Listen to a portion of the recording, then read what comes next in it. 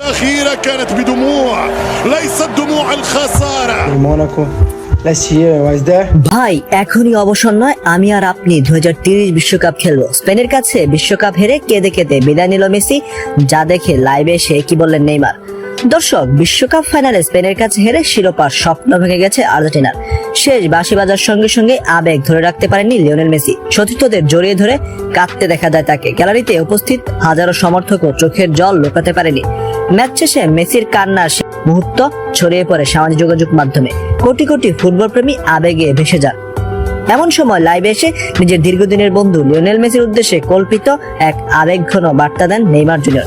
Neymar বলেন, ভাই এখনই অবসর নয়, তুমি এখনো ফুটবলের জন্য অনেক বড় সম্পদ। আমি চাই তুমি মাথা উঁচু করে ফিরে দাঁড়াও। তিনি আরো বলেন, মেসি তুমি হেরে যাওনি, একটা ম্যাচ হেরেছো কিন্তু কোটি কোটি মানুষের হৃদয় জিতে নিয়েছো। তোমার মতো ফুটবলার 100 বছরে একজন আসে। এরপর এসে নেইমার বলেন, কথা দাও 2030 বিশ্বকাপে আবার দেখা হবে।